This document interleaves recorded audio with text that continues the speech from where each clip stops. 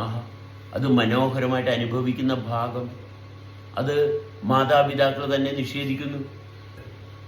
നിന്റെ കാര്യങ്ങളെല്ലാം ഞാൻ ചെയ്തു തരാം, എനിക്ക് അത്രയ്ക്ക് ഇഷ്ടമാണ് നിന്നെ, എനിക്ക് അത്രയ്ക്ക് ഇഷ്ടമാണ് നിന്നെ. ഈ ഇഷ്ടം അമ്മയെയും കുഞ്ഞിനെയും തകർക്കുന്നു.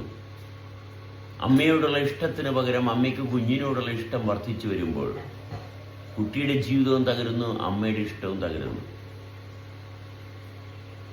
അമ്മയോടുള്ള അമ്മയുടെ ഇഷ്ടം, അമ്മയോടുള്ള അമ്മയുടെ സ്നേഹം, അമ്മയുടെ ശരീരത്തിൻ്റെ അവസ്ഥ അനുഭവിക്കുന്നിടത്ത് അമ്മ തുടരുമ്പോൾ കുട്ടിയെ അനുഭവിക്കാൻ ഇപ്പം തക്കതായിട്ടുള്ള രീതിയിൽ കുട്ടിയുടെ ശ്രദ്ധ തിരിയും.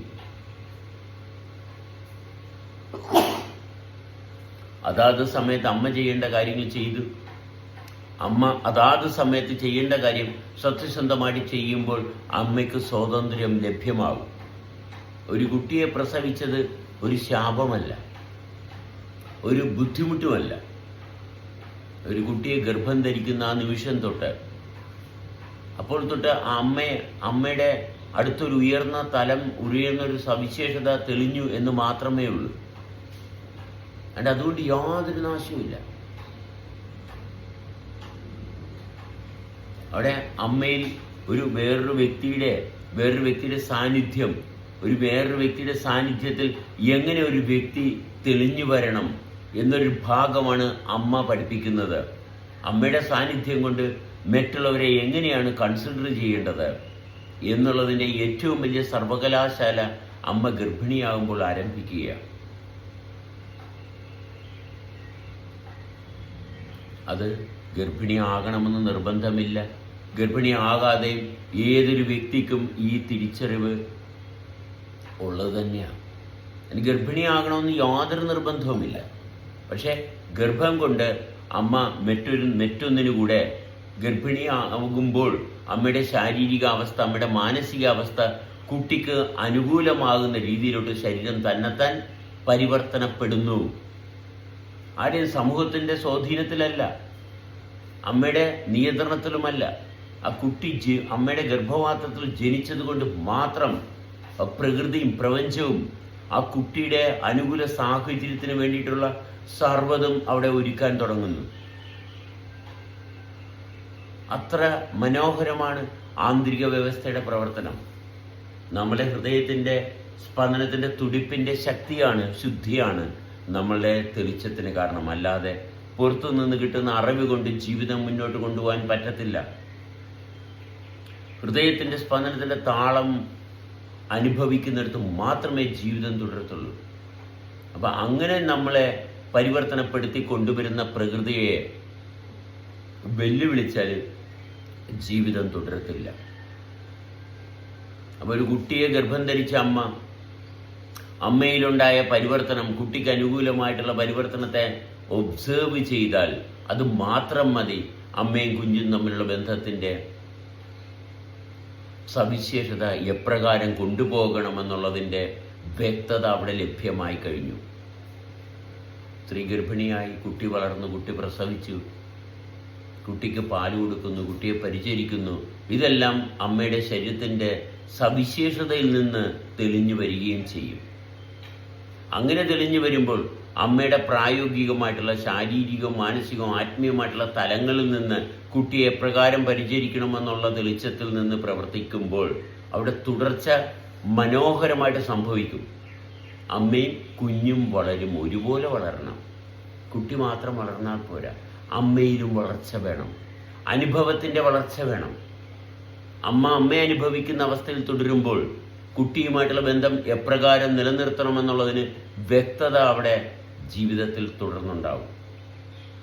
ഇത് കുട്ടിയെ മാത്രം വളർത്തുന്ന അമ്മ, കുട്ടിയെ മാത്രം വളർത്തുന്ന മാതാപിതാക്കളും സമൂഹവും കുട്ടിയെ സത്യത്തിൽ ശ്വാസം മുട്ടിച്ച് കൊല്ലുകയാണ് ചെയ്യുന്നത്.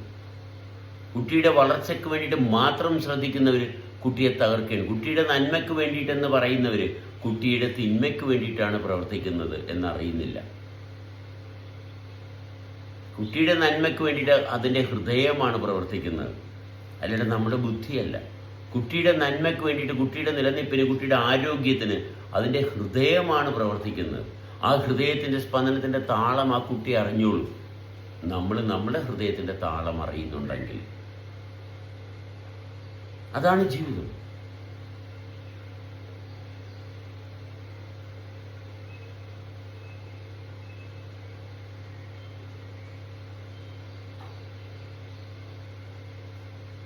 ജീവിതം നിത്യമാണ്.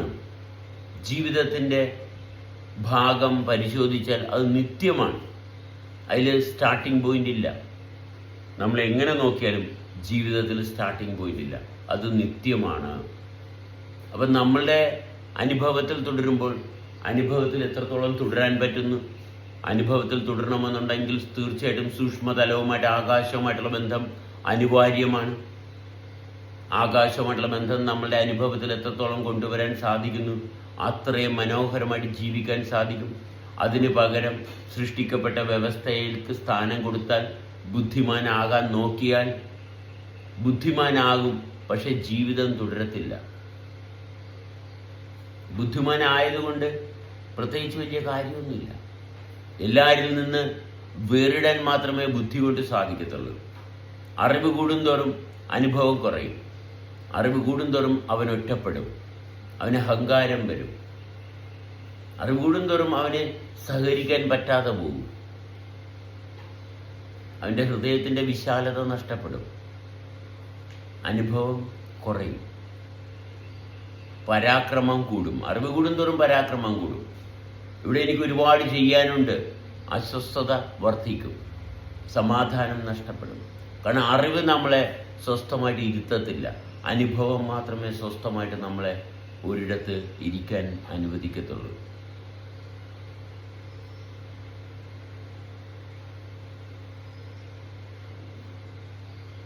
നന്മ അനുഭവത്തിൽ നിന്നാണ്. നന്മ ജീവിതത്തിൽ നിന്നാണ്. ജീവിക്കുന്ന ഭാഗം അനുഭവിക്കുന്നതാണ് നന്മ. അത് മറ്റുള്ളവരെ ബോധ്യപ്പെടുത്തുന്നതല്ല നന്മ. മറ്റുള്ളവരുടെ കിട്ടുന്നതല്ല ജീവിതം. മറ്റുള്ളവരുടെ അംഗീകാരം വാങ്ങിയെടുക്കാനുള്ള ശ്രമങ്ങളല്ല. 10 രൂപയിൽ നിന്ന് 8 രൂപ കൊണ്ടൊരു ദിവസം കൈകാര്യം ചെയ്യാൻ പറ്റുന്നതാണ് പ്രായോഗിക ജീവിതം. ഞാൻ 10 രൂപ കൊണ്ട് 10,000 രൂപ ആക്കി എടുക്കുന്നതിനകത്തല്ല. അത് ജീവിതത്തിൻ്റെ ഭാഗമല്ല, അത് തകർച്ചയുടെ ലക്ഷണമാണ്. എത്ര കിട്ടിയാലും സമാധാനിക്കത്തില്ല. കിട്ടും തോറും കിട്ടണമെന്നുള്ള ആർത്തി, അനുഭവിക്കും തോറും അനുഭവിക്കാനുള്ള ആശ്വാസം, അനുഭവിക്കാനുള്ള വ്യവസ്ഥ തെളിഞ്ഞു വരും. അവിടെ ആർത്തിയില്ല, അവിടെ ആശങ്കയില്ല. കാരണം ഇത് ഇപ്രകാരം പ്രവർത്തിക്കുന്നത് കൊണ്ടാണ്. അതിൻ്റെ പ്രവർത്തനത്തിൻ്റെ സവിശേഷത അതങ്ങനെ തന്നെയാണ്. അത് തോന്നിയവാസം പ്രവർത്തിക്കത്തില്ല. ഹൃദയത്തിൻ്റെ സ്പന്ദനത്തിൻ്റെ താളം ഒരിക്കലും വൃത്തികെട്ട രീതിയിൽ പ്രവർത്തിക്കത്തില്ല. ഒരു കാരണവശാലും ഒരു ദിവസം എഴുന്നേറ്റ് വരുമ്പോൾ എൻ്റെ ശരീരത്തിൻ്റെ ആന്തരിക പ്രവർത്തനങ്ങളെല്ലാം താളം തെറ്റി കിടക്കും. ഇല്ല, അങ്ങനെ വരത്തില്ല. ഒരിക്കലും അങ്ങനെ സംഭവിക്കത്തില്ല. എൻ്റെ ചുറ്റുപാടും ഏതെല്ലാം രീതിയിൽ മാറിയാലും എൻ്റെ ആന്തരിക വ്യവസ്ഥകളുടെ പ്രവർത്തനത്തിൻ്റെ സവിശേഷത എന്നും എപ്പോഴും അതിൻ്റെ വൃത്തിയിൽ പ്രവർത്തിച്ചു തുടർന്നുകൊണ്ടിരിക്കും.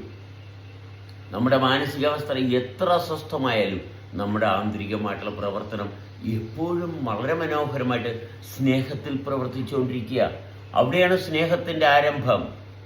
ഇഷ്ടത്തിൻ്റെയും സ്നേഹത്തിൻ്റെയും ആരംഭം നമ്മുടെ ഉള്ളിലാണ്. ബാഹ്യമായിട്ടുള്ള അവസ്ഥയിൽ നിന്ന് ഇഷ്ടവും സ്നേഹവും ഒരിക്കലും ഉറപ്പിക്കാൻ പറ്റത്തില്ല.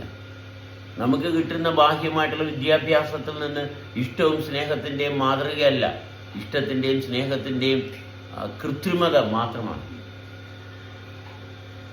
അല്ലാതെ ഒരിക്കലും സത്യസന്ധമായിട്ടുള്ള ഇഷ്ടവും സ്നേഹവും ബാഹ്യമായിട്ടുള്ള അവസ്ഥയിൽ നിന്ന് കിട്ടത്തില്ല. സങ്കല്പം മാത്രമേ കിട്ടത്തുള്ളൂ. സങ്കല്പം കൊണ്ട് ജീവിതം തുടരാൻ പറ്റത്തില്ല. അനുഭവം കൊണ്ട് മാത്രമേ ജീവിക്കാൻ പറ്റത്തുള്ളൂ. അപ്പോൾ ആന്തരികമായിട്ടുള്ള ഹൃദയത്തിൻ്റെ സ്പന്ദനത്തിൻ്റെ താളം എൻ്റെ അറിവിൽ നിന്നുണ്ടായതല്ല. അതുകൊണ്ട് അറിവിനെ ആശ്രയിക്കുന്നതിന് പകരം അനുഭവത്തെ ആശ്രയിക്കുക. ഹൃദയത്തിൻ്റെ സ്പന്ദനത്തിൻ്റെ താളം അനുഭവിക്കത്തക്ക രീതിയിലോട്ട് നമ്മുടെ ശ്രദ്ധ വളരുമ്പോൾ ആശ്വാസം. ഹൃദയത്തിൻ്റെ സ്പന്ദനത്തിൻ്റെ താളം അനുഭവിക്കത്തക്ക വിധത്തിൽ നമ്മളുടെ ശ്രദ്ധ എത്തുമ്പോൾ ആശ്വാസം. ഒരിക്കലും സംശയിക്കത്തക്ക രീതിയിൽ യാതൊന്നുമില്ലാതെ നിത്യമായി നിരന്തരം പ്രവർത്തിച്ചുകൊണ്ടിരിക്കുന്ന ഭാഗം ജീവിതം.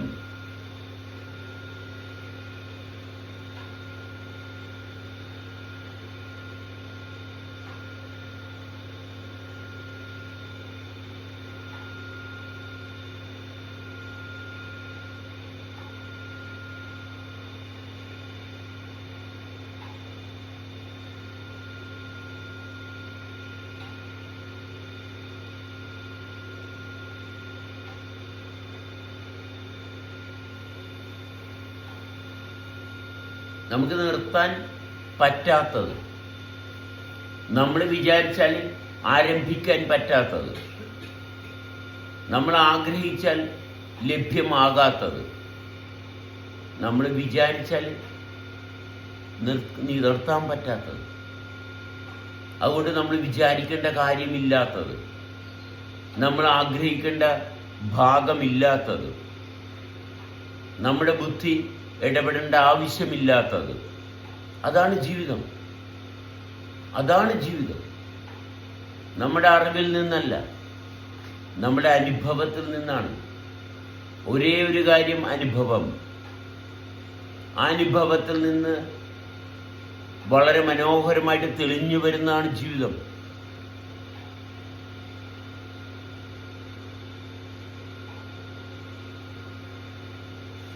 അറിവ് ശുഷ്കിക്കുകയും അനുഭവം തെളിഞ്ഞു വരികയും ചെയ്യണം. അറിവ് സാവകാശം ലയിച്ച് കുറഞ്ഞു വരണം, അനുഭവം തെളിഞ്ഞു വരണം. അറിവുണ്ടായിക്കോട്ടെ, അറിവുണ്ടാകേണ്ട സമയത്ത് സന്ദർഭത്തിനനുസരിച്ച് ആവശ്യമുള്ള അറിവുണ്ടായിക്കോളും. ഇത് നാളത്തേക്കും നീളേക്കും വേണ്ടിയിട്ടുള്ള അറിവ്, നാളേക്കും നീളേക്കും വേണ്ടിയിട്ടുള്ള അറിവ്. നാളെ ആരാ നാളെ കണ്ടത്? നാളെ കാണാത്തവർ നാളേക്ക് വേണ്ടിയിട്ടുള്ള അറിവിന് വേണ്ടിയിട്ട് കഷ്ടപ്പെട്ട് പണിയെടുത്ത് സമ്പാദിച്ച് ശരീരത്തിൽ മുഴുവനും നാളത്തേക്ക് വേണ്ടിയിട്ടുള്ള അറിവ് നിറച്ചു ശരീരം ജീവിക്കാൻ പറ്റാത്ത വിധത്തിലായി. ശരീരത്തിൽ മുഴുവനും വേസ്റ്റ് കയറ്റി, ശരീരം ഒരു വേസ്റ്റ് ബിന്നായി, ഡസ്റ്റ് ബിന്നായി, അനുഭവിക്കാൻ പറ്റാതെ.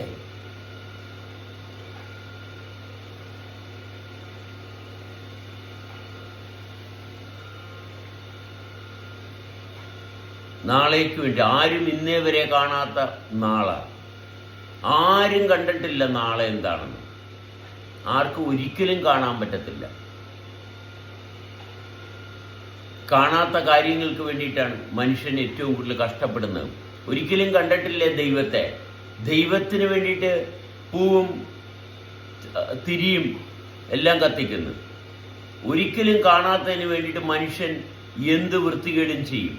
കണ്ടുകൊണ്ടിരിക്കുന്ന അനുഭവിച്ചുകൊണ്ടിരിക്കുന്ന അവസ്ഥയെ തള്ളിക്കളയുകയും ചെയ്യും. ഈ വിഡ്ഢിത്തരം ചെയ്യുന്ന മനുഷ്യൻ മാത്രമേ ഉള്ളൂ.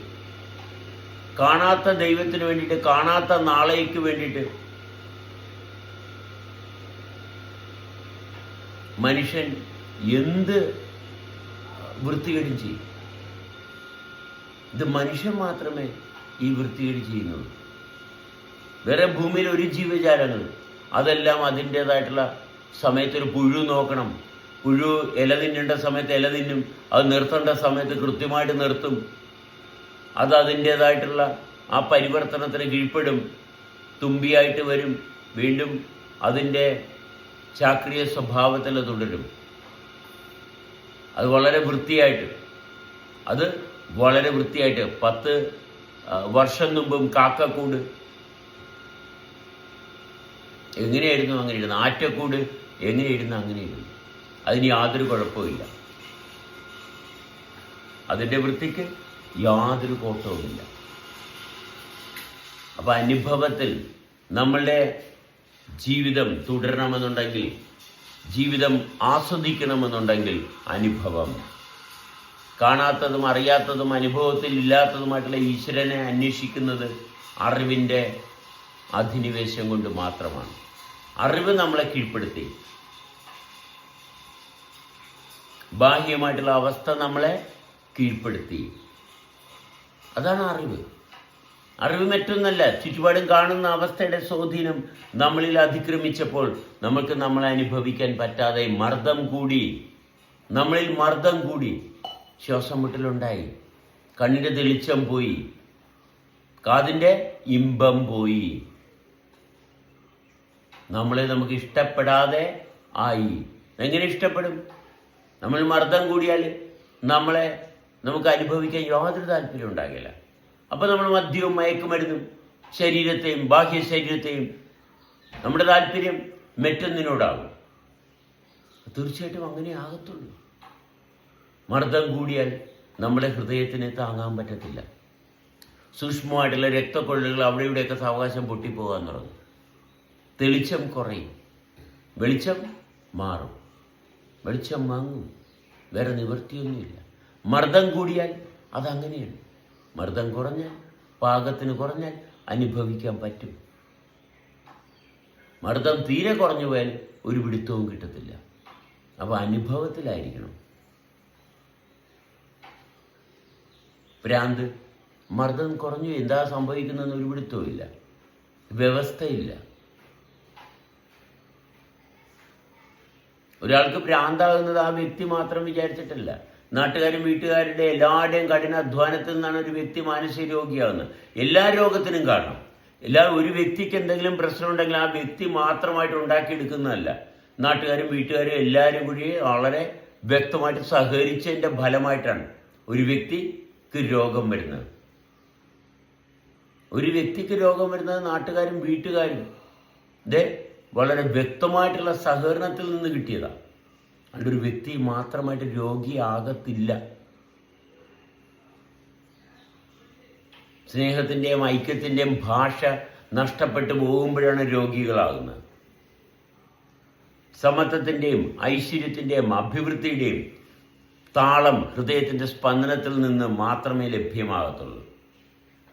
അങ്ങനെ ഹൃദയത്തിൻ്റെ സ്പന്ദനത്തിൻ്റെ താളവുമായിട്ട് പൊരുത്തപ്പെട്ടിരിക്കുന്ന മനുഷ്യജന്മത്തിൻ്റെ കൂട്ടായ്മയിൽ ഒരിക്കലും രോഗമുണ്ടാകത്തില്ല. രോഗമുണ്ടാകാൻ പറ്റത്തില്ല. അറിവിനെ ആധാരമാക്കി ജീവിതം തുടരാൻ ശ്രമിച്ചാൽ തീർച്ചയായിട്ടും കഷ്ടകാലമാണ്. അറിവിനെ ആധാരമാക്കിയല്ല, അനുഭവത്തെ ആധാരമാക്കിയാണ്. ഹൃദയത്തിൻ്റെ സ്പന്ദനത്തിൻ്റെ താളത്തിൽ നിന്ന് സംഭവിക്കുന്ന മഹാത്ഭുതത്തെ എങ്ങനെയാണ് നമ്മുടെ ബുദ്ധി കൊണ്ട് ആലോചിച്ച് ചിന്തിച്ച് കണ്ടെത്തിയ ഭാഗം കൊണ്ട് ഹൃദയത്തിൻ്റെ സ്പന്ദനത്തിൻ്റെ താളം ഒരിക്കലും നമ്മുടെ ബുദ്ധിയിൽ അതിൻ്റെ ഒരു അംശം പോലും നമ്മുടെ ബുദ്ധി കൊണ്ട് നിർണ്ണയിക്കാൻ പറ്റത്തില്ല. പിന്നെ എന്തിനാണ് നമ്മൾ ബുദ്ധി എടുത്തിട്ട് ഇത്ര വലിയ കയ്യാങ്കളി കളിക്കുന്നത്? ഒരാവശ്യമില്ലാത്ത കാര്യമാണ്. ഇത് മനസ്സിലാക്കാൻ നമ്മുടെ ബുദ്ധിക്ക് തന്നെ ബുദ്ധി ഉണ്ടാവും. ഇത് മനസ്സിലാക്കാനുള്ള ബുദ്ധിയിൽ തന്നെ ഉണ്ടാവും. നമ്മുടെ ബുദ്ധി കൊണ്ട് നമ്മളൊരു മുടിനാര് പോലും നമ്മൾ ഉണ്ടാക്കിയിട്ടില്ല. പിന്നെ നമ്മുടെ ബുദ്ധി കൊണ്ട് ജീവിക്കാമെന്ന് വിചാരിക്കുന്നത് ആ വിചാരത്തിൽ തന്നെയല്ലേ വിഡ്ഢിത്തരം? ഒരിക്കലും സാധിക്കത്തില്ല. ആരെക്കൊണ്ട് ഇന്നവരെ സാധിച്ചിട്ടുമില്ല, സാധിച്ച ചരിത്രവുമില്ല.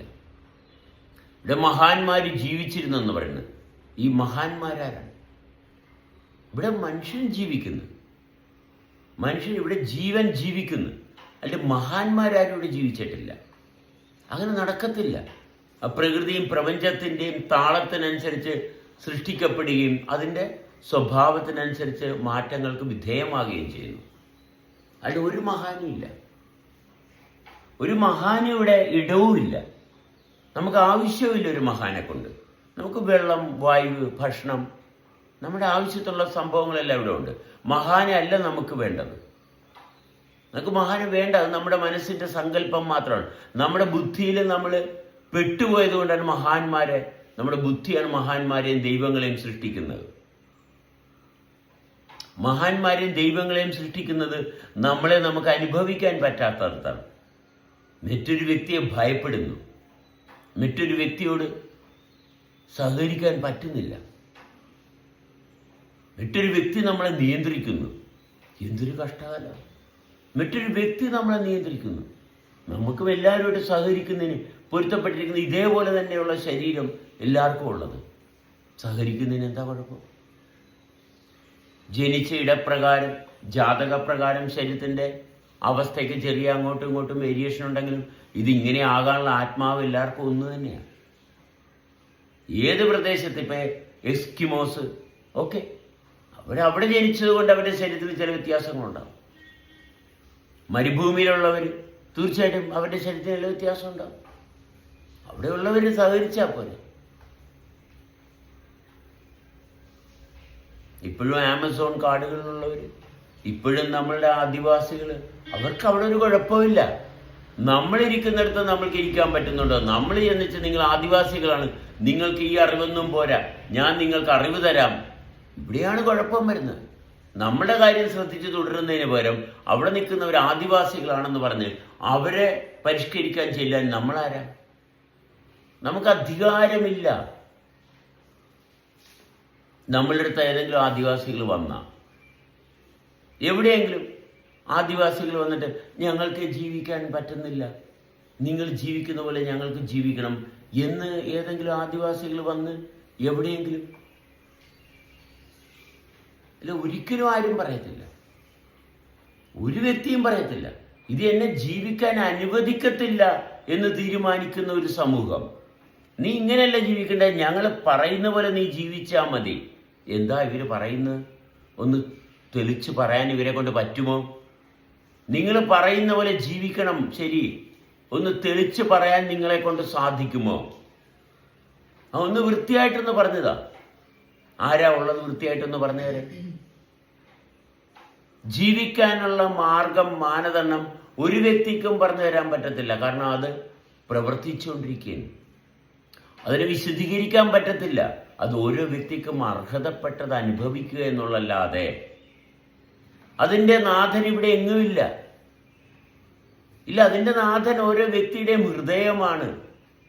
ഓരോ വ്യക്തിയുടെയും ഹൃദയമാണ് അതിൻ്റെ നാഥൻ. അവൻ്റെ ബുദ്ധി പോലുമല്ല. അവൻ്റെ ബുദ്ധി അവൻ ആശ്രയിച്ച ഹൃദയത്തിൻ്റെ സ്പന്ദനത്തിൻ്റെ താളം അവന് അറിയാതെയായി. എന്നിട്ട് അവൻ അവിഹിത ബന്ധത്തിൽ കിടന്ന് ചാടുന്നു, ബഹളം വെക്കുന്നു. അവനെ മനോഹരമായിട്ട് എഴുന്നേൽപ്പിച്ച് നിർത്തുന്ന ഹൃദയത്തിൻ്റെ താളത്തെ അറിയാതായെങ്കിൽ പിന്നെ വേറെ ഏത് താളം അവന് മനസ്സിലാവും? ആര് പറഞ്ഞു കൊടുത്തിട്ട് അവൻ എന്ത് മനസ്സിലാകാനാണ്? ആരും പറഞ്ഞു കൊടുത്തിട്ട് ആരും ജീവിക്കില്ല. ഹൃദയത്തിൻ്റെ താളം അത് മാത്രമേ ഉള്ളൂ ഒരു വ്യക്തിയുടെ വിവേകത്തിനും വ്യക്തിയുടെ ഉന്നമനത്തിനും. അല്ലാണ്ട് വേറെ ആരുടെയും ഒന്നുമില്ല. ഹൃദയത്തിൻ്റെ താളമുണ്ടെങ്കിൽ നമ്മൾക്ക് ഇത് മനുഷ്യൻ്റെ ശബ്ദമാണ്, ഇതെൻ്റെ ശബ്ദമല്ല, ഇത് ജീവന്റെ ശബ്ദമാണ്. അത്രയുള്ളൂ. ഏത് വ്യക്തി സംസാരിച്ചാലും അത് ജീവന്റെ ശബ്ദമാണ്. കാരണം ഹൃദയത്തിൻ്റെ താളം കൊണ്ട് അത് കൃത്യമാണ്. ആന ചിഹ്നം വിളിച്ചു, അല്ലാണ്ട് മത്തായി ആന ചിഹ്നം വിളിച്ചു, ഔസേപ്പ് ആന ചിഹ്നം വിളിച്ചു, രാഘവൻ ആന ചിഹ്നം വിളിച്ചു എന്ന് നമ്മൾ പറയത്തില്ല. അത് രാഘവൻ ആനയുടെ ചിഹ്നം വിളിയാണ്.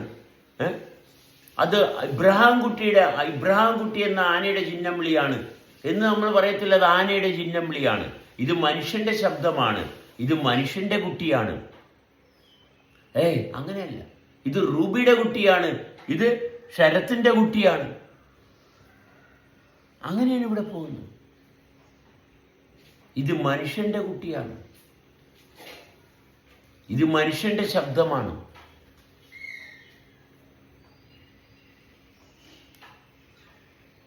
ഇത്രയേ ഉള്ളൂ. ഇത് വളരെ മനോഹരമായിട്ട് ഇത് മനസ്സിലാക്കാനും അനുഭവിക്കാനും എന്താ ബുദ്ധിമുട്ട്?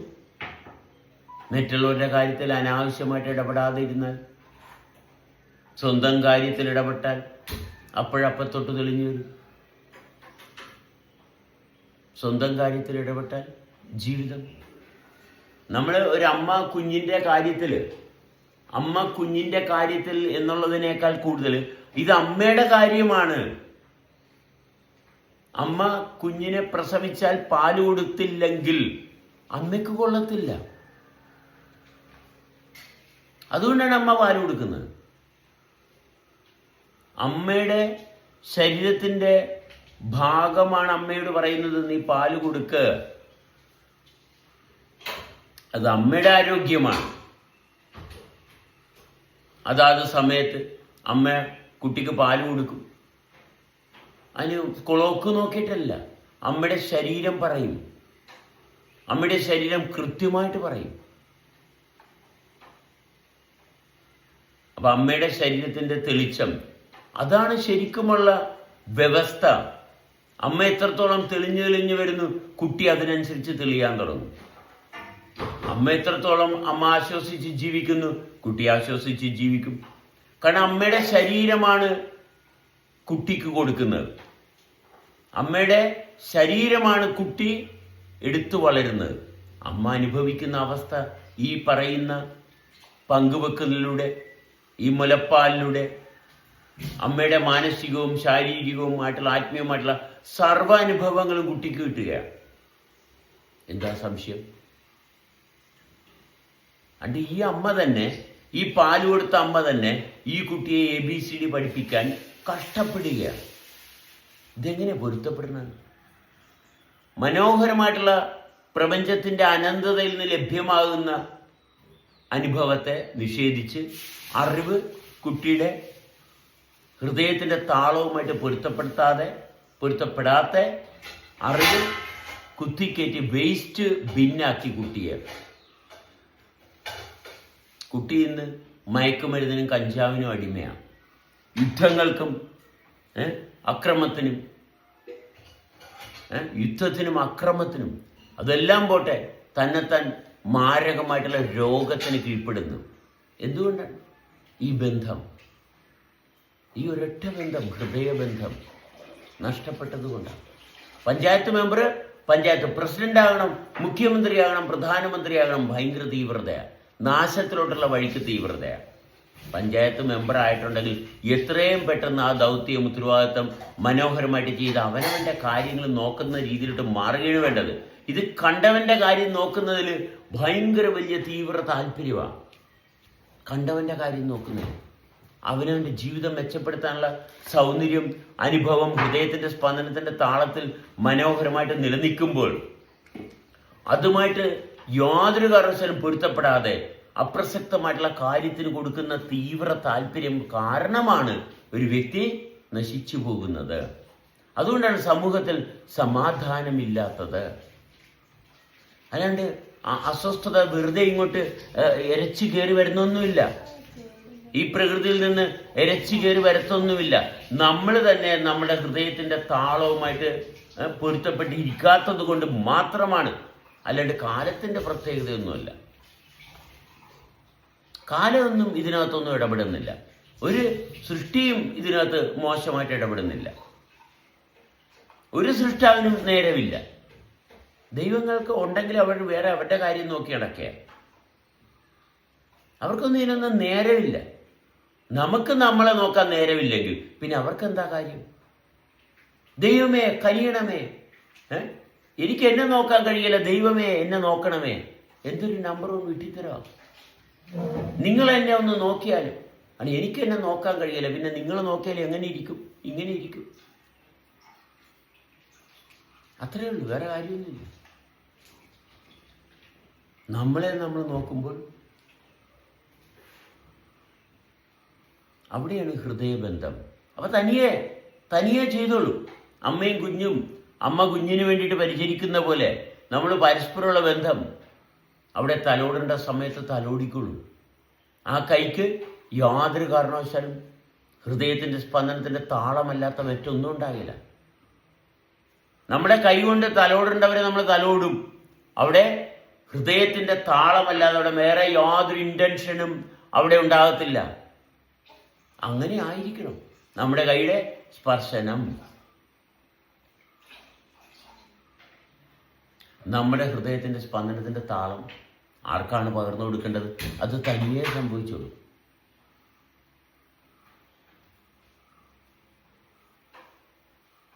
അമ്മയുടെ കൈയുടെ സ്പർശനം അത് കുട്ടിയുടെ ജീവിതം മെച്ചപ്പെടുത്തുന്ന അതേ കൈ തന്നെയാണ് നമുക്ക് എല്ലാവർക്കും ഉള്ളത്. അമ്മത്വം ഉള്ള കൈയാണ്. അത് സ്നേഹത്തോടുകൂടി സ്പർശിക്കുമ്പോൾ അവിടെ ഹൃദയത്തിൻ്റെ സ്പന്ദനം അതിലും പ്രകടമാകുന്നു. വളരെ മനോഹരമാണ്. രോഗം ഉള്ള ഒരു പ്രപഞ്ചമില്ല. കൃത്യമായിട്ട് സൂര്യൻ ഉദിക്കുന്നു അസ്തമിക്കുന്നു എത്രയോ കോടിക്കണക്കിന് വർഷങ്ങളായിട്ട്. അപ്പൊ പ്രപഞ്ചത്തിന് രോഗമില്ല. ഇല്ല, പ്രപഞ്ചത്തിന് രോഗമില്ല.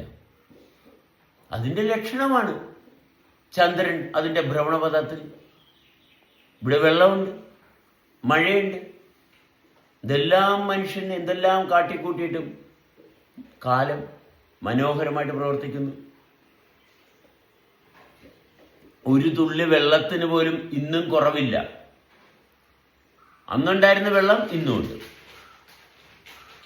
ഭൂമിയുടെ അളവിൽ യാതൊരു മാറ്റവും ഇനി അഥവാ ഉണ്ടെങ്കിൽ അത് നമുക്ക് ദോഷം ചെയ്യുന്ന വിധത്തിലുമല്ല.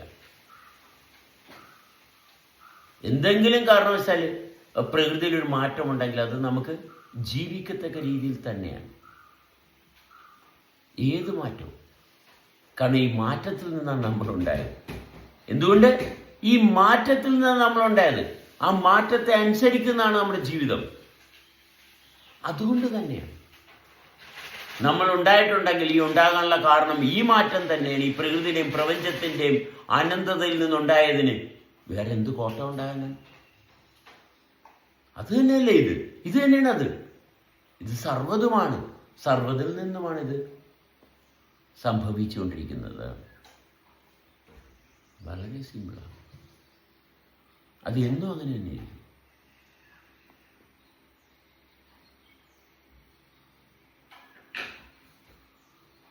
ഏത് തേയിലെടുക്കുന്നത് കൺഫ്യൂഷനാ.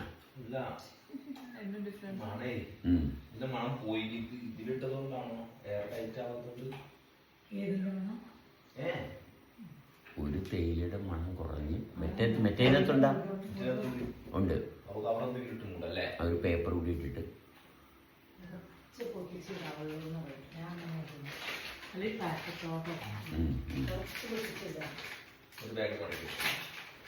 ഇനിയിപ്പോൾ അതിൻ്റെ പുറത്ത് പേപ്പർ വയ്ക്കും. ആ പേപ്പറല്ല, പത്രപ്പേപ്പർ. അത് കുഷ്യനില്ല, സീൽ ചെയ്യല്ല. പത്രത്തിൻ്റെ പേപ്പർ ഇട്ടുമ്പോൾ അത് കുഷ്യനായിട്ട് വർക്ക് ചെയ്യും.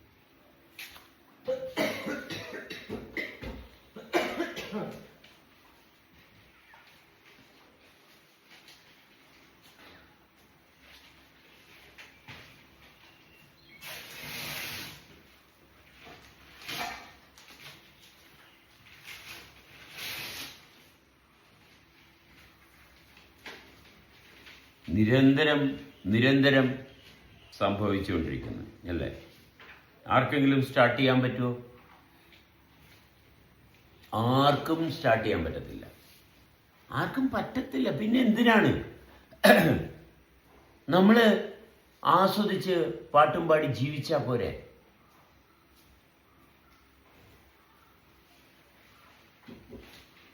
നമ്മൾ പാട്ടൊക്കെ പാടി ആഹാ എത്ര സുന്ദരമാണ്. നമ്മളുടെ അടുത്തോട്ട് വരേണ്ടത് വന്നോളും. വരേണ്ടത് വന്നുകൊണ്ടിരിക്കുകയാണ്. ശ്വാസം വരേണ്ടതല്ലേ? വന്നുകൊണ്ടിരിക്കുകയല്ലേ? എപ്പോഴെങ്കിലും ശ്വാസം നിന്നാ? എപ്പോഴെങ്കിലും ശബ്ദം നിലച്ചോ? എപ്പോഴെങ്കിലും വെളിച്ചം നിലച്ചോ? ഇതൊന്നും നിലച്ചിട്ടില്ല. നിരന്തരം വരേണ്ടത് വന്നുകൊണ്ടിരിക്കുന്നു. അത് അനുഭവിക്കുന്നുണ്ടോ? അനുഭവിക്കുന്നുണ്ടെങ്കിൽ അത് വരേണ്ടത് വന്നുകൊണ്ടിരിക്കുന്നത് നിരന്തരം നമ്മളെ നിലനിർത്താൻ വേണ്ടിയിട്ടുള്ളത് വരുന്നത്. അത് വരുന്നിടത്ത് വെച്ച് നമ്മൾ അനുഭവിക്കുന്നുണ്ടെങ്കിൽ മാത്രമേ നമ്മൾക്കിവിടെ നിലനിൽക്കാൻ പറ്റത്തുള്ളൂ. അല്ലാണ്ട് തോന്നിവാസം പോകാൻ പറ്റത്തില്ല. എനിക്കിഷ്ടപ്പെട്ടത് അന്വേഷിച്ചു പോകുമ്പോൾ എൻ്റെ സ്നേഹം നഷ്ടപ്പെട്ടു പോകും. എനിക്കിഷ്ടപ്പെട്ടത് ഞാൻ തിരഞ്ഞെടുക്കുമ്പോൾ എന്നെ തിരഞ്ഞെടുത്ത പ്രപഞ്ചത്തെ ഞാൻ നിഷേധിക്കുകയാണ്. നീ എന്നെ പ്രപഞ്ചം തിരഞ്ഞെടുത്തെന്നൊക്കെ പറയുന്നതിനകത്ത് വലിയ അർത്ഥമൊന്നും കൊടുക്കണ്ട കേട്ടാ. കാരണം എനിക്ക് പ്രത്യേകിച്ച് മഹാത്മ്യമൊന്നുമില്ല. ഇതിങ്ങനെ സംഭവിച്ചു പോകുന്നതാ. അല്ലാണ്ട് പ്രപഞ്ചത്തിന് സെബാസ്റ്റ്യൻ ഇങ്ങനെ ഇരിക്കണം, സതി ഇങ്ങനെ ഇരിക്കണം, രമ ഇങ്ങനെ ഇരിക്കണം, ജെനി ഇങ്ങനെ ഇരിക്കണം, ഷാഫി അങ്ങനെ ഇരിക്കണം, ജെന്നി ഇങ്ങനെ ഇരിക്കണം, അങ്ങനെയൊന്നുമില്ല. ഇതിങ്ങനെയാണ്. മനസ്സിലായി? ഇത് പ്രപഞ്ചത്തിൻ്റെ ലക്ഷണമാണ്. അതിൻ്റെ ഓരോരുത്തരെയും ഒരു മഹാ അവതാരത്തെ പ്രപഞ്ചം ഇങ്ങോട്ട് ഇറക്കുമതി ചെയ്തു മനുഷ്യൻ നശിക്കുന്ന കണ്ടിട്ട് വെറുതെ.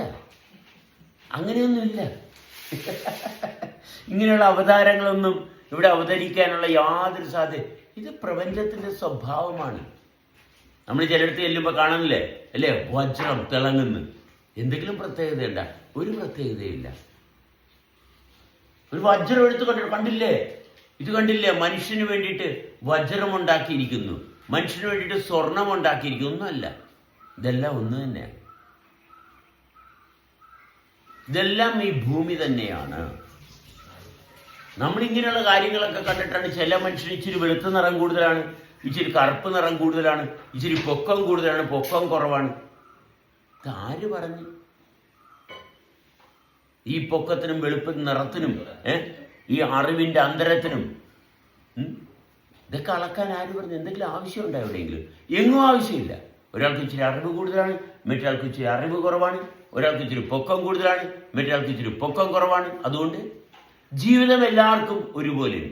എത്ര വലിയ അറിവുള്ളവനും അറിവില്ലാത്തവനും ഹൃദയത്തിന്റെ സ്പന്ദനത്തിന്റെ താളം ഒരുപോലെയാണ്.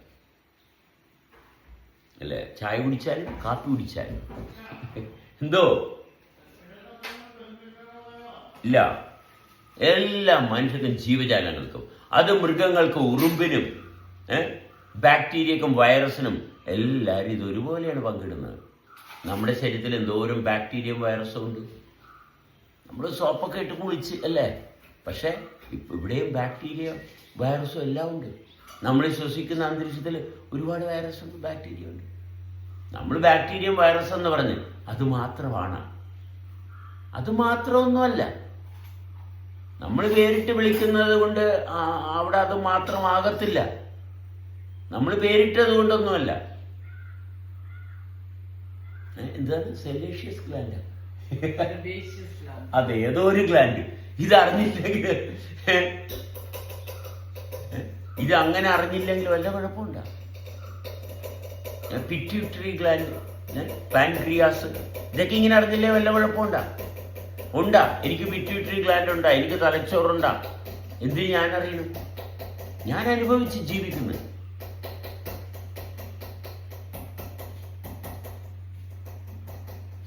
ഈ കേരളത്തിന്റെ മുഖ്യമന്ത്രി ഇന്നിവിടെ ഉണ്ട് കേട്ടോ. അതുകൊണ്ട് ഞങ്ങൾക്ക് വല്ല വ്യത്യാസമുണ്ടോ? കേരളത്തിന്റെ മുഖ്യമന്ത്രി ഇന്നിവിടെ ഉച്ചക്ക് ആഹാരത്തിനുണ്ട്. അതുകൊണ്ട് ഞങ്ങൾ എന്ത് ചെയ്യണം? മുഖ്യമന്ത്രി ഒന്ന് ആഹാരം കഴിച്ചിട്ട് പോകും. അത് അദ്ദേഹത്തിന് വിശപ്പുള്ളത് കൊണ്ടാണ്. അത്രയേ ഉള്ളൂ. അല്ലെങ്കിൽ നമുക്കിവിടെ യാതൊരു കാര്യമില്ല, യാതൊരു കാര്യം. കേരളത്തിന്റെ മുഖ്യമന്ത്രിയല്ല, ഇന്ത്യയുടെ പ്രധാനമന്ത്രിയല്ല, അമേരിക്കൻ പ്രസിഡന്റ് വന്നെന്ന് പറഞ്ഞാലും ഞങ്ങൾ ചെയ്യേണ്ട കാര്യങ്ങൾ ഞങ്ങൾ ചെയ്തുകൊണ്ട് തന്നെ ഇരിക്കണം. അവർ വന്നു പോകേണ്ടത് അവരുടെ ആവശ്യമാണ്. ഇവിടെ ആരും വരുന്നില്ല കേട്ടോ, ഇങ്ങോട്ട് ആരും ഓടി വരില്ലേ? ഇന്നുച്ചക്ക് ഇവിടെ ആരും വരുന്നില്ല. ഇവിടെ അങ്ങനെയുള്ളവരാർക്കും നമ്മൾ പ്രത്യേകിച്ച് വെള്ള പരവാനി മറ്റേ ചുവന്ന് കാർപ്പറ്റ വിളിച്ച് ആരെയും നമ്മൾ സ്വാഗതം ചെയ്യുന്നില്ല. കാരണം നമ്മൾ സ്വാഗതം ചെയ്തിട്ട് ആരും വരുന്നില്ല. വരണ്ടവർ വരുന്നു പോകുന്നു, അത്രയേ ഉള്ളൂ. വരണ്ടവർ വരുന്നു പോകുന്നു. അതൊക്കെ നമ്മൾ നിശ്ചയിക്കുന്നതല്ല, നമ്മൾ നിശ്ചയിക്കുന്നതല്ല. ഭൂമിയിൽ നമ്മൾ നോക്കാം, ഒരു ചെറിയൊരു വിത്ത് ഭൂമിയിൽ വീഴുന്നു അല്ലേ? ഒരു ചെറിയൊരു വിത്ത് നമ്മൾ പോലും കാണുന്നില്ല. കുറച്ച് നാൾ കഴിയുമ്പോഴത്തേക്കും എത്രയോ വലിയൊരു പടുകൂറ്റം വൃക്ഷമായിട്ട് നിൽക്കുന്നു. നമ്മൾ പോലും അറിഞ്ഞില്ല ഈ വൃക്ഷം വലുതായത്. അതെ, നമ്മൾ കാണുന്നില്ല. നമ്മൾ ചെറിയൊരു വിത്ത് ഭൂമിയിലെ ഒരു ചെറിയൊരു നമുക്ക് ഒടിച്ചു കളയാൻ പറ്റുന്ന ഒരു സാധനം. പക്ഷെ അത് കുറച്ച് നാൾ കഴിയുമ്പോൾ നമ്മൾ അറിഞ്ഞില്ല നമ്മുടെ പരിസരത്ത് ഇങ്ങനെയുള്ള മനോഹരമായിട്ടുള്ള ഒട്ടനവധി മാറ്റങ്ങൾ സംഭവിക്കുന്നു. ഇതിനിടയിലാണ് നമ്മൾ മാറ്റങ്ങൾ ഉണ്ടാക്കാൻ കിടന്ന് പാടുപെടുന്നത്. മാറ്റങ്ങൾ തനിയെ ഉണ്ടാകുന്നു. വൻ പടുകുറ്റം വൃക്ഷങ്ങൾ ആരെന്ത് ചെയ്തിട്ടാണ്? എന്ത് സോഷ്യൽ കൾച്ചറിങ് ഉണ്ടായിട്ടാണ് ഈ വൃക്ഷങ്ങളൊക്കെ ഇങ്ങനെ മനോഹരമായിട്ട് പടർന്ന് പന്തലിച്ച് നിൽക്കുന്നത്? അങ്ങനെയുള്ള വൃക്ഷങ്ങൾ നിൽക്കുന്നത് കൊണ്ടാണ് നമ്മളിപ്പോഴും സ്വസ്ഥമായിട്ട് ജീവിക്കുന്നത്. അല്ലാണ്ട് സോഷ്യൽ കൾച്ചറിങ് കൊണ്ടൊന്നുമല്ല. ഈ വൃക്ഷങ്ങളെല്ലാം ഒന്ന് ഉണങ്ങട്ടെ, തീർന്നു. ഈ സോഷ്യൽ കൾച്ചറിങ് ഒന്നും കൊണ്ടൊന്നും ആകത്തില്ല, ഒരു സംശയം വേണ്ട. ഈ വൃക്ഷങ്ങളും ഈ സസ്യങ്ങളും നമ്മുടെ ചുറ്റുപാടും കാണുന്ന ഈ പച്ചപ്പ് ഒന്ന് വാടട്ടെ, ഒന്ന് വാടണ്ട. അതിനൊരു ചെറിയൊരു ക്ഷീണം തട്ടിയാൽ, മൊത്തത്തിൽ ക്ഷീണം തട്ടിയാൽ അതിനു മുമ്പേ മനുഷ്യൻ അതുകൊണ്ട് സോഷ്യൽ കൾച്ചറിങ് ഒന്നുമല്ല, സയന്റിഫിക് വളർച്ചയൊന്നുമല്ല. എത്ര സയൻസ് വളർന്നു പുരോഗമിച്ചാലും നമ്മുടെ സസ്യങ്ങൾക്ക് ചെറിയൊരു ക്ഷീണം തട്ടിയാൽ ആദ്യമേ നമ്മൾ പോകും. ഒരു സംശയം വേണ്ട, അതിന് യാതൊരു സംശയമില്ല. എന്തിനു വേണം? ശാസ്ത്രം എത്ര പുരോഗമിച്ചാലും അന്തരീക്ഷത്തിൽ ചെറിയൊരു മാറ്റം വന്നാൽ നമ്മളെല്ലാവരും അപ്പം മനുഷ്യന്റെ മാനസിക സമനില തെറ്റും. അത്രയേ ഉള്ളൂ. ഇപ്പോഴും മനുഷ്യൻ തിരിച്ചറിയുന്നില്ല. അന്തരീക്ഷത്തിൽ ചെറിയൊരു മാറ്റം വന്നാൽ, വളരെ ചെറിയൊരു മാറ്റം വളരെ പെടുന്നതിനെ ഉണ്ടായിക്കഴിഞ്ഞാൽ അപ്പം മനുഷ്യന്റെ മാനസികാവസ്ഥ അതിനോട് ഒപ്പം നിൽക്കാൻ, ഒരു ചെറിയൊരു വൈറസ് വന്ന് ആ വൈറസ് വന്നെന്ന് കേട്ട് കഴിഞ്ഞാൽ ഉടനെ മനുഷ്യൻ പേടിക്കുക. പക്ഷെ നമ്മുടെ ശരീരം ഭയപ്പെടുന്നില്ല. നമ്മുടെ ശരീരത്തിന്റെ ആന്തരിക വ്യവസ്ഥ അതിനു വേണ്ടിയിട്ട് പാകപ്പെടാനുള്ള സർവ്വശേഷിയുമുള്ളതാണ്. എന്തേ കൊറോണ വൈറസ് ഈ ലോകത്തുള്ള ഒരു ജീവജാലങ്ങളെയും സ്വാധീനിച്ചില്ല. നമ്മൾ മനുഷ്യൻ മാത്രമല്ല ഇതിനെ ഭയപ്പെട്ടുള്ളൂ. എന്താ കാരണം? നമ്മുടെ മൃഗങ്ങൾക്കൊന്നിനും നമ്മൾ മാസ്ക് ഇട്ടില്ല. വീട്ടിൽ പശുവുണ്ട്, പട്ടിയുണ്ട്, പൂച്ചയുണ്ട്, കിളികളുണ്ട്, കാക്കൾ, ഇതിനൊന്നും ഈ കൊറോണ വൈറസ് ബാധിച്ചില്ല. എന്തുകൊണ്ട് മനുഷ്യനെ മാത്രം? മനുഷ്യൻ പ്രകൃതി വിരുദ്ധനായി, മനുഷ്യൻ പ്രകൃതിയിൽ നിന്ന് വേറിട്ടു. അതുകൊണ്ട് മനുഷ്യനെ മാത്രം ബാധിക്കുന്ന രോഗങ്ങൾ ഉണ്ടാകും. അത്രയും, വേറെ കാര്യമൊന്നുമില്ല. മനുഷ്യൻ പ്രകൃതിക്ക് വിരുദ്ധമായി. നമ്മൾ വീട്ടിൽ പശുവിന് ആരും മാസ്ക് കിട്ടിയില്ല, പട്ടിക്ക് മാസ്ക് കിട്ടിയില്ല, പട്ടീനെ ആരും ഐസൊലേറ്റ് ചെയ്തില്ല, പട്ടിക്കും പൂച്ചക്കൊന്നും ഐസൊലേഷൻ വാർഡൊന്നും ഉണ്ടാക്കിയില്ല. എല്ലാ കിളികളും ജീവജാലങ്ങളും എല്ലാം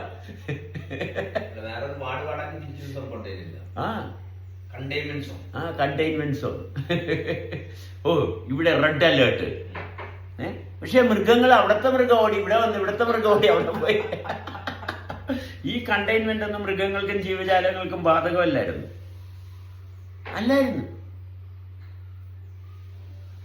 അതുകൊണ്ട് സത്യത്തെ മറച്ചു വെക്കാൻ ആരെ കൊണ്ടും പറ്റത്തില്ല. വിഡ്ഢിത്തരം ചെയ്യുന്നതിന്, അവനവന്റെ ജീവിതം ദുരന്തമാക്കാൻ വേണ്ടി ചെയ്യുന്ന വിഡ്ഢിത്തരം, അതാണ് ഇതിന്റെ ഏറ്റവും വലിയ കൗതുകരമായിട്ടുള്ള ഭാഗം. സ്വന്തം ജീവിതം തകർക്കാൻ വേണ്ടിയിട്ട്, അല്ലാണ്ട് മെച്ചപ്പെടുത്താനല്ല. സ്വന്തം ജീവിതം തകർക്കുന്നതിന് വേണ്ടിയിട്ട് പട്ടാളത്തെ ഇറക്കിയിരിക്കുക. അതെ, ഈ പട്ടാളക്കാരെന്താ ചെയ്യുന്നത്? മനുഷ്യനെ കൊല്ലാനല്ലേ, അല്ലാണ്ട് മൃഗങ്ങളെ കൊല്ലാനല്ലല്ലോ.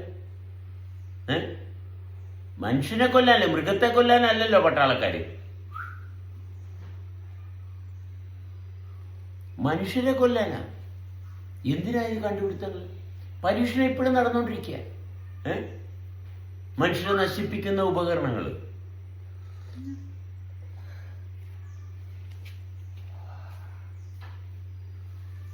ഇതാണ് മനുഷ്യന്റെ വിപ്ലവം.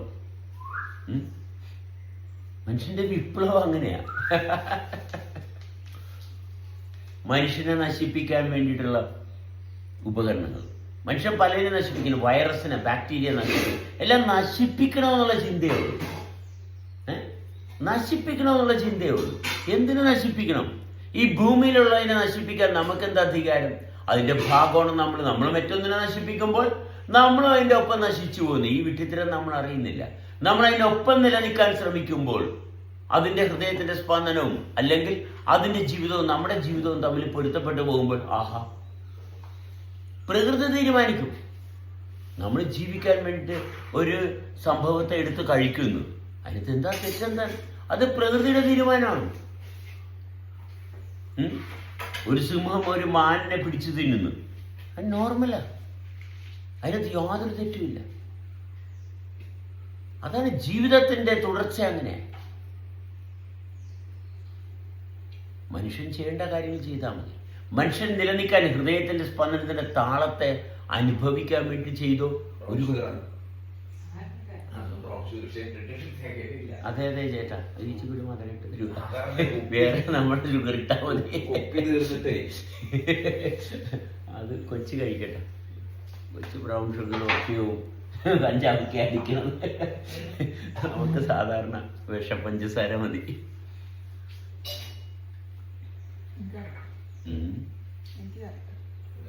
അവ വണ്ടേ കറക്റ്റാ, മധുരമില്ലെങ്കിൽ അവള് മധുരമാണ്. നമ്മുടെ ഇവിടുത്തെ മധുരക്കട്ടിയാ, ഇന്നലെ കൊണ്ടത് വേപ്പലക്കട്ടി പോലെ.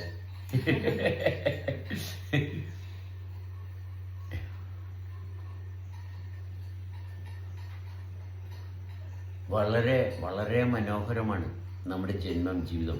ഇങ്ങനൊരു ശരീരം നമുക്ക് ഒരു ലാബിലും ഉണ്ടാക്കിയിട്ടില്ല. ഉണ്ടാക്കിയതുകൊണ്ട് നമുക്കൊട്ട് കാര്യമില്ല. കാരണം നമ്മുടെ ശരീരത്തിൽ ഇരിക്കാനേ നമ്മളെ കൊണ്ട് പറ്റത്തുള്ളൂ. വേറെ ആളുടെ ശരീരത്തിലോട്ട് കയറാനുള്ള മീൻസ് ഒന്നും നമ്മളുടെ കയ്യിൽ ഇപ്പോഴില്ല. ഇനി വന്നാൽ നമുക്ക് നോക്കാം. പക്ഷെ ഇപ്പം നമ്മൾ സൗകര്യത്തിലാണ്. ഇപ്പം ഇത് വളരെ സൗകര്യത്തിലാണ്. ഈ സൗകര്യത്തേക്കാൾ കൂടുതലൊരു സൗകര്യം അന്വേഷിക്കാനുള്ള താല്പര്യവും കാണുന്നില്ല. അതെ, ഇപ്പോഴുള്ളത് വളരെ സൗകര്യത്തിലാണ്.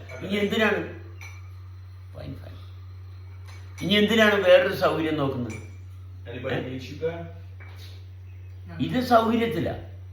ഇത് സൗകര്യത്തിലാകുമ്പോൾ ഇനി വേറൊരു പരീക്ഷണം നടത്തുന്നത് എന്തിനാണ്? എവിടെയാ പരീക്ഷണം നടത്താനുള്ള ഒരു താല്പര്യം? എങ്ങുമില്ല.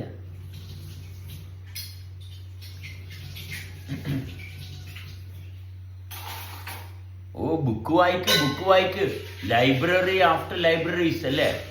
Oxford university, Cambridge university, Nalanda university, ഇങ്ങനെ യൂണിവേഴ്സിറ്റീസിന്റെ ഒരു ഭയങ്കര വലിയ ശൃംഖലയാണ്.